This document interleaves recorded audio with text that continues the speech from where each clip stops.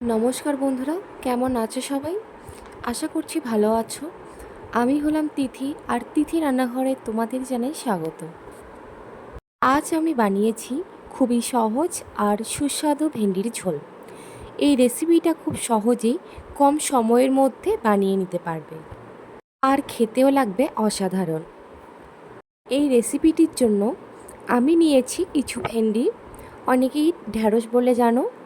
নিয়েছি একটা পেঁয়াজ কুচি করে, কয়েকটি রসুন কোয়া থেতো করে নিয়েছি, একটা টমেটো পেস্ট করে নিয়েছি, আর ওই টমেটোর মধ্যে দিয়েছি 4 থেকে 5টা কাঁচা লঙ্কা, আর লেগেছে একটু আদা বাটা।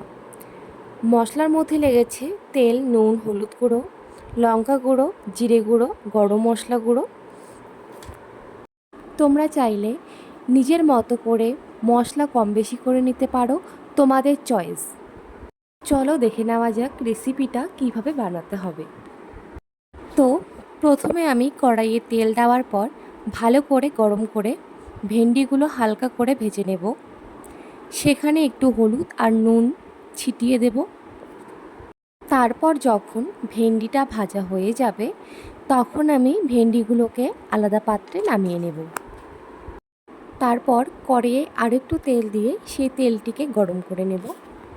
গরম হওয়ার পর সেই তেলের মধ্যে দিয়ে দেব গোটা জিরে আর তেজপাতা। তারপর একটু ভালো করে ভেজে নেব।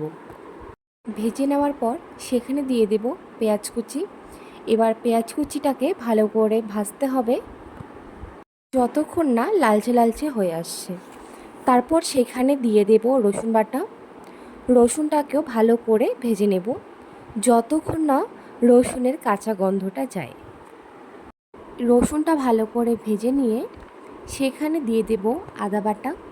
এবার আদাটাকেও ভালো করে ভেজে নেব। তারপর ভালো করে ভেজে নেওয়ার পর সেখানে দিয়ে দেব টমেটো পেস্ট, আর লঙ্কা আমি ওই টমেটোর মধ্যেই দিয়েছি। তারপর সেখানে হলুদ গুঁড়ো ও নুন দিয়ে ভালো করে কষিয়ে নেব। ভালো করে যখন কষিয়ে নেওয়া হয়ে যাবে, সেখানে একটু জল দিয়ে ভেজে রাখা ভেন্ডিগুলো দিয়ে দেব, আর দিব জিরে গুঁড়ো, লঙ্কা গুঁড়ো। এবার ভেন্ডিগুলোকে সিদ্ধ করতে হবে, তার জন্য ঢাকনা দিয়ে দেব। তারপর সিদ্ধ হয়ে গেলে ঢাকনা সরিয়ে নিয়ে ভালো করে ঘেঁটে নেব। তারপর একটু ধনেপাতা কুচি দিয়ে একটু ঘেঁটে তারপর গরম মশলা দিয়ে একটু নাড়িয়ে নিয়েই রেডি ঘরোয়া স্টাইলে ভেন্ডির ঝোল।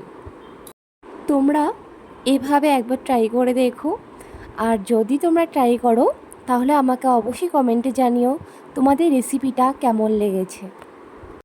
আর তোমরা কিভাবে ভেন্ডির ঝোল বানাও তা আমাকে কমেন্টে জানিও। আমিও চেষ্টা করব সেভাবে ভেন্ডির ঝোল বানানোর। তোমরা আমাকে কমেন্টে জানাতে ভুলো না তোমরা আমার কাছ থেকে কি কি রেসিপি দেখতে চাও, সেটা আমাকে কমেন্টে বলো। আমি চেষ্টা করব সেই রেসিপিগুলোকে তোমাদের সামনে প্রেজেন্ট করার।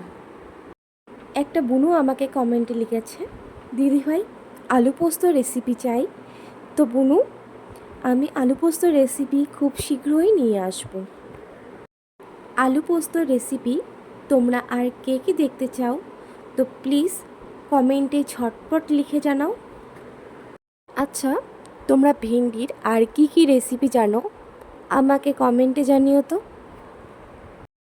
আমার রান্নার ভিডিও তোমাদের কেমন লাগে তা কমেন্টে জানিও।